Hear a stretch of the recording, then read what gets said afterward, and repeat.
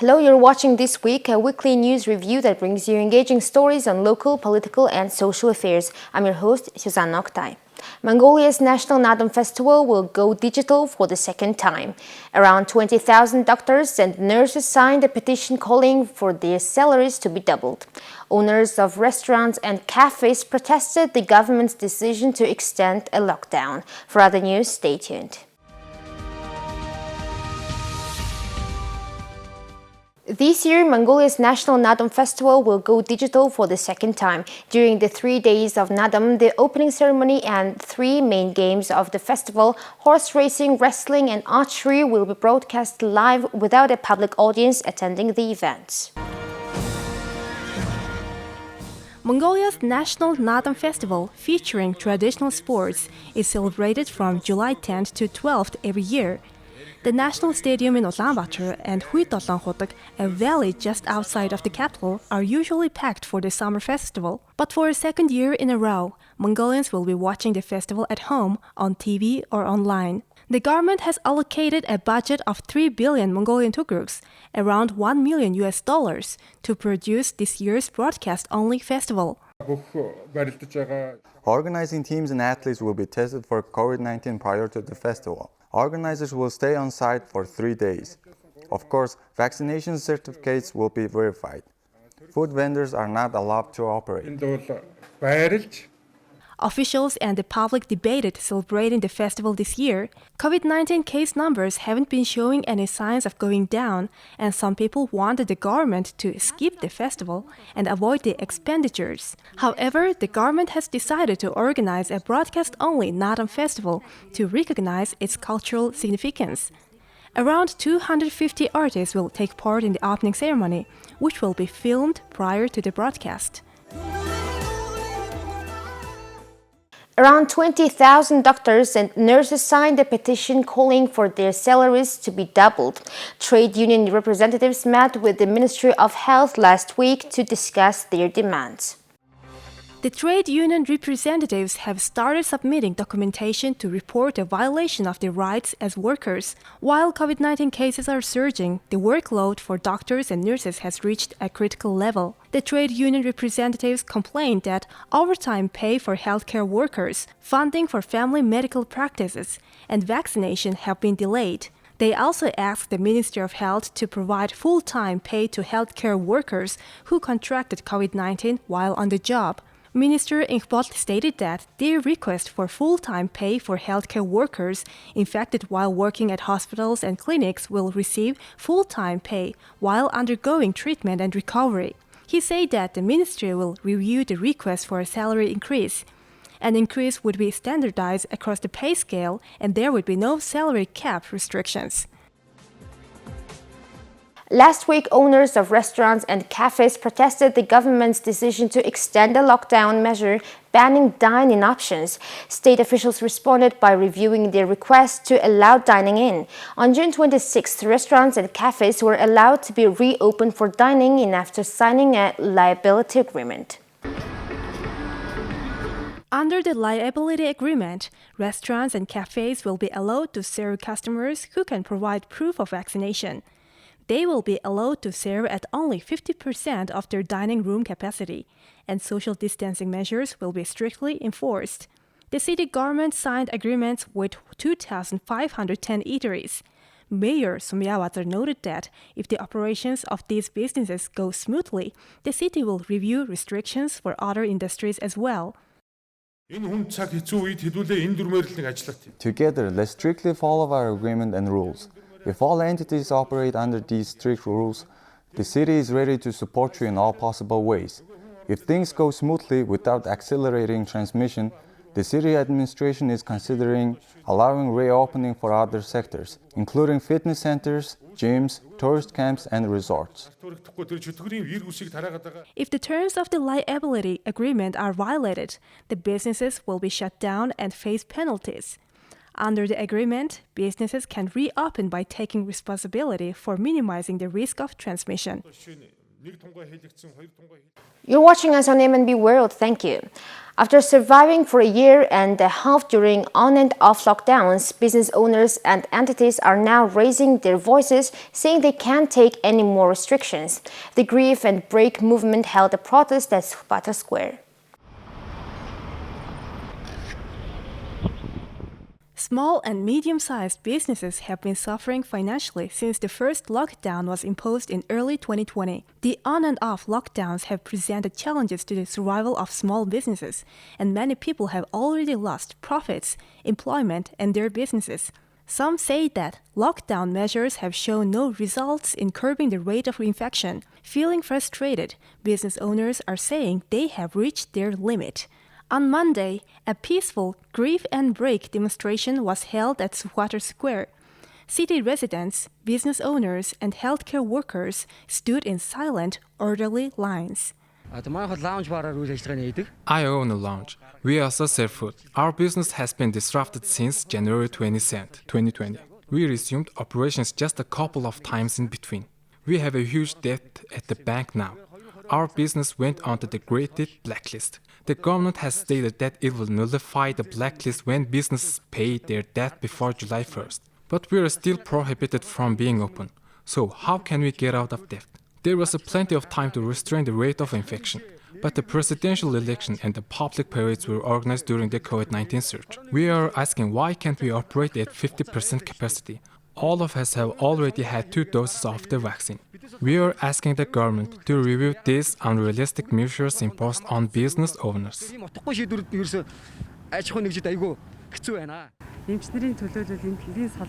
Half of the doctors, nurses, and healthcare workers have been sent to work in the COVID-19 red zone, and the other half has been mobilized at vaccination rollout sites. We work so hard that we hardly have time to go to the restroom. I'm here to represent my comrades in the healthcare sector.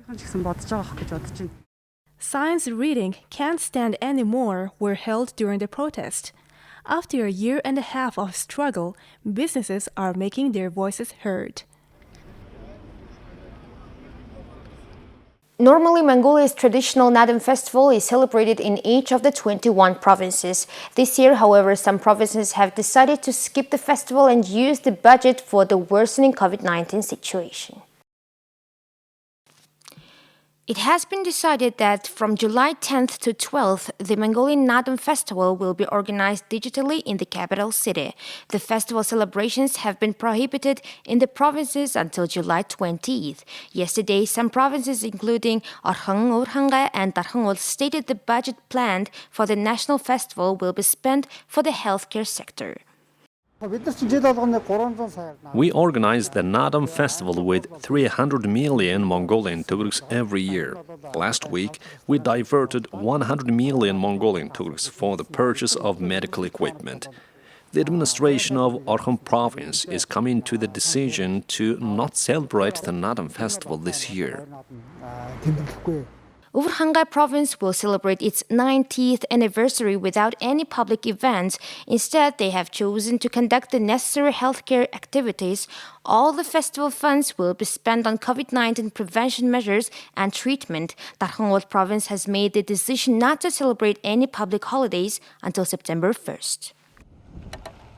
This week, Mongolian children in the Netherlands made a Mongolian alphabet celebration after online schooling. Currently, the Netherlands has lifted its lockdown. Journalist Batbayr Bayra delivered the report from the Mirgen School of Mongolian Language. The Mirgen Mongolian Language and Culture School in the Netherlands opened in October last year with 9 children. After only 2 classes, the school had to close due to the pandemic. However, the teachers continued the program and taught Mongolian language online. Now the students have completed the intermediate level of Mongolian and learned to read and write. Even though they studied online, our students successfully learned the Mongolian language and culture. Now they are sharing with their parents what they have learned, including songs, dances, riddles, and proverbs. My daughter learned to read and write very well as a result of attending online classes for a whole year. She also took an online dance class and taught dance to the girls in her class. She did a great job. During online schooling, children tried to speak only in Mongolian to each other.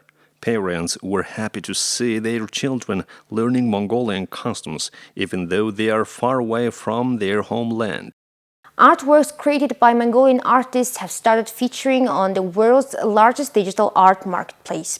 Now the artists can not only sell their original work, but sell dozens of digital copies worldwide. With the aim of introducing Mongolian artistry to the world and put intellectual property into economic circulation, the Mongol Brand Association has initiated the project. Currently, 256 works of 10 Mongolian artists have been turned into a digital format and are on display on the globally known art selling platform FineArtAmerica.com. FineArtAmerica.com has been operating since 2006. Now it has become a platform for about 10 million works of 100,000 artists around the world. We are happy that Mongolian artists have joined this global market. We are around 2,500 active Mongolian artists. Our organization plans to introduce all of their works digitally in the future. My students and I displayed around 20 artworks on the website. We create artworks using natural elements such as stones and trees. When I first learned about the offer to put our works on the website, it sounded cool to me.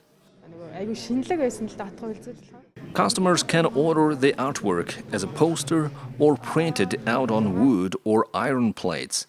The website even offers phone case printing. The project initiators believe the digital art market will bring financial benefits to the artists and a connection with a worldwide audience. Thank you for staying with us on MNB World. Now let's take a look at Mongolia's current affairs. The winner of the show Dancing with the Stars, Batur, yesterday donated 50 million tugriks to the UN Children's Fund. In addition to the 50 million tugriks in prize money, the United Nations Children's Fund, UNICEF, will build a fully equipped jiu-jitsu sports center in the Unirbus shelter. The winner of the show, Batur, said, "I'm glad that the children in the orphanage will be provided with a sports ground and that the children will have the opportunity to train every day. I want this initiative to expand so that orphanages and suburban children have access to martial arts halls." Extensive reading techniques are gaining momentum around the world, and there is a growing trend among language learners to improve language skills by reading and listening to books in simpler, more interesting ways. Due to the current situation, the conference will be held online, and teachers, researchers, and students wishing to participate can participate online from their countries. More than 300 to 500 teachers from more than 100 countries of the world will attend international conferences. The fifth conference was held in Taiwan in 2019, where 3 teachers from Mongolia participated. In general, participants and researchers from around the world share their experiences of using this extensive reading method in their lessons. The International Conference Extensive Reading Around the World will take place from August 13 to 15, 2021. In the area of Irtnsaransom of the Sukhbatra province, a scrub fire broke out which resulted in the burning of about 10 hectares of land. There have been no reports of serious damage to livestock or property due to the forest fire. According to officials, firefighters of the 47th Fire and Rescue Brigade of the Department of Emergency Situations of the Som in Sukhbatra province had to travel 70 kilometers and arrived on the scene of the incident. The fire was completely extinguished by 2:25 a.m. on June the 29th. The fire burned over an area of about 100 square kilometers.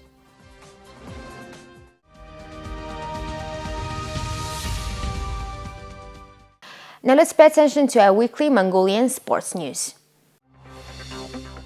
According to the Mongolian Football Federation, the draw for the 2022 Asian Cup qualifier was held yesterday between 28 teams. The right to host the tournament is currently held by the national teams of India, hosting country. Japan, Australia, and China.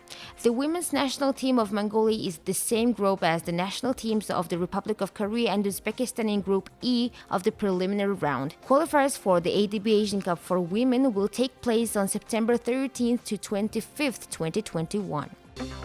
The 32nd Summer Olympics will kick off on July 23rd in Tokyo, Japan. Tokyo 2020, which was supposed to take place last year but was postponed due to the global epidemic, will last for 16 days and will end on August 8. Mongolia, which competed for the first time in the 1964 Olympic Games in Tokyo, will take part in the second Olympic Games in the capital of the island nation. To date, Mongolia's national teams and athletes have earned 41 places in 12 sports. Also, for the first time, our country received the right to participate in team sports and table tennis. Silver medalist of the Olympic Games, Somya won the right to participate in Tokyo 2020. A month is left before the start of the 32nd Summer Olympic Games Tokyo 2020. Judoka Somya, who recently won the right to compete in the 57 kg weight category, is a hero of labor, a member of the national team. She was born in 1991 in the Baron Turunsom of Ovs province. She is an athlete of the national team. At the age of 15, she joined the Mongolian Girls Club of Batsarsurung at the Palace of Sports. She graduated from the Mongolian State Pedagogical University with a degree in teaching and training. Well, that's all for this week. Thank you for staying with us. Have a wonderful weekend. Goodbye.